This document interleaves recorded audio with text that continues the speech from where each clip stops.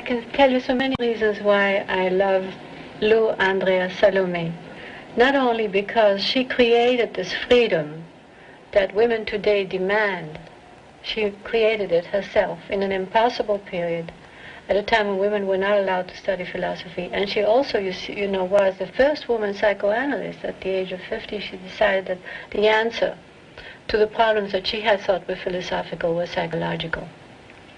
So then, with the encouragement of Freud, she became the first woman analyst. The other thing I loved about her was that she was really a muse. She inspired men. Even if the relationship was difficult or tragic, as it was with Nietzsche because she refused to marry him, he immediately produced a book, Zarathustra. And everybody knew that. They were always so inspired to almost reach their highest self with her, that this was part of her seduction. I mean, aside from being a beautiful woman, there's something always wakened and stirred, and with Rilke, he admitted that very often, that she had set him free of many things, so that he might have remained a minor poet, but for her, she expanded his vision. So she was what we call a muse, and it's terribly interesting to see. At the same time, for her time, she may have seemed inhuman to some men, because she's the one who would announce the end of the relationship, which was not usually done.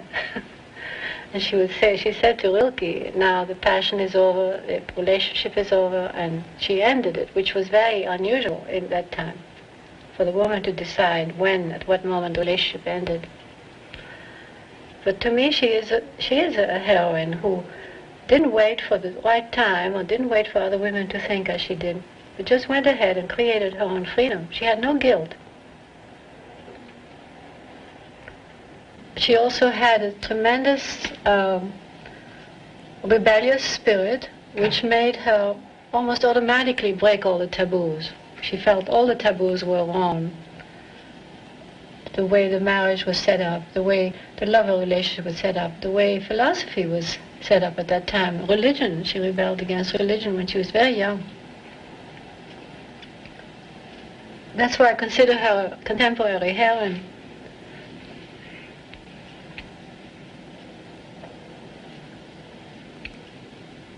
And of course there are other women that I love too.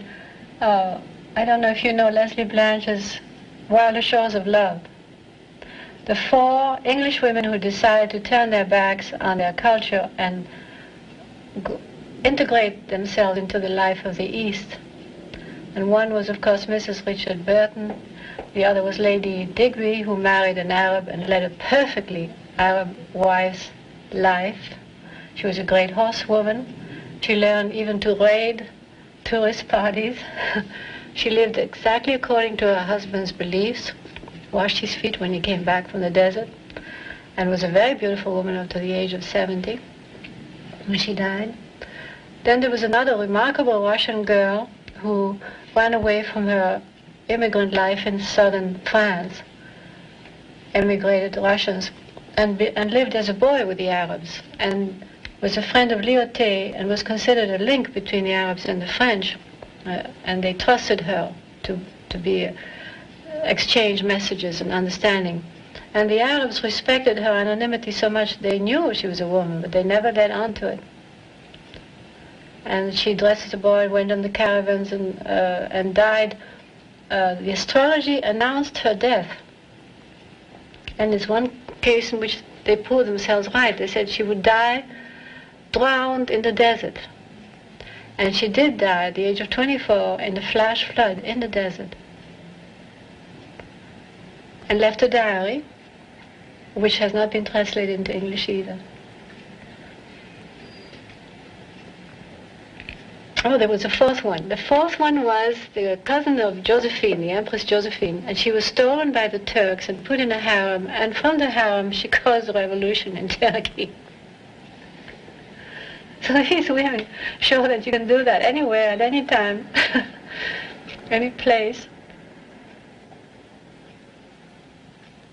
Thérèse Crosby, the mouvement perpétuel due to her saying yes to all life, caress, still saying yes. Yes and never no was our answer to the fabulous 20s and 30s.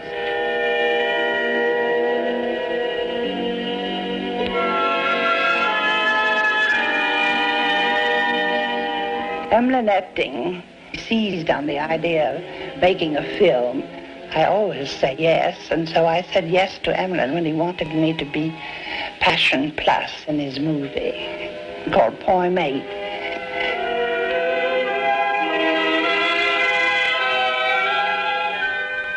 I love Cares's women against war, the citizens of the world idea. She created her world passport and flew a one-world flag from her castle in Italy.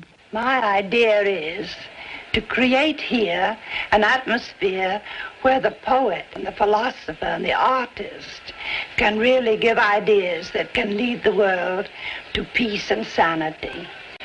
I believe really that the national unit is outmoded and that the politician can lead us nowhere. That we need men of ideas and men of vision and men of compassion.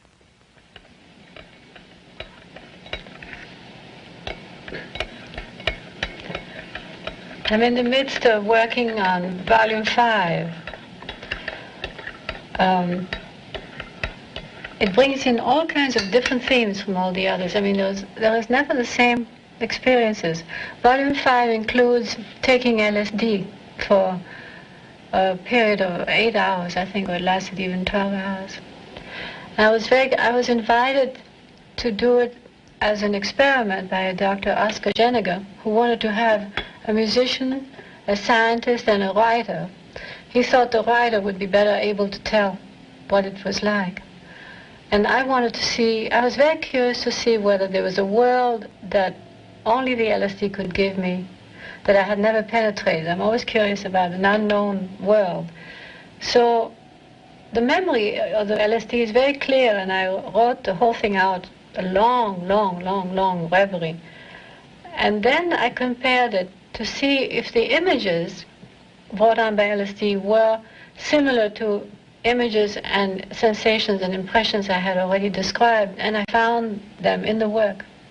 Particularly in the first book I wrote, which was a prose poem, House of Incense, which was made up of dreams, of course. So the material was so like what was brought on by LSD that it proved my point that this is a world that's accessible to the poet, accessible to the artist, and that if we hadn't really belittled the poet so much and the artist so much, we wouldn't have needed the alchemy or the drug to reach those visions.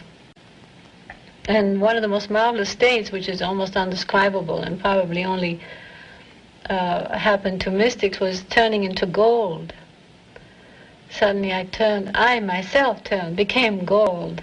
And it was a sensation I've never yet been able to describe, except compared to making love, probably. That's one of the themes of Volume 5. And then, of course, continues the struggle of the woman trying to remain a woman and yet trying to be an artist, too.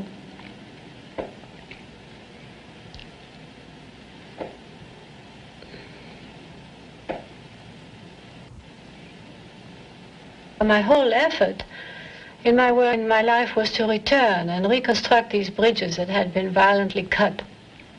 And, of course, as the diaries develop, and particularly now I can see this is a volume that precedes the one which everything opened out into the world, and suddenly the world answers the writer, and he's not alone anymore, and it's not a solitary chant anymore, it becomes a universal. It happened when, as soon as I was able to share the diary, and I was really very much afraid to do that and be, as we all fear, not loved or judged.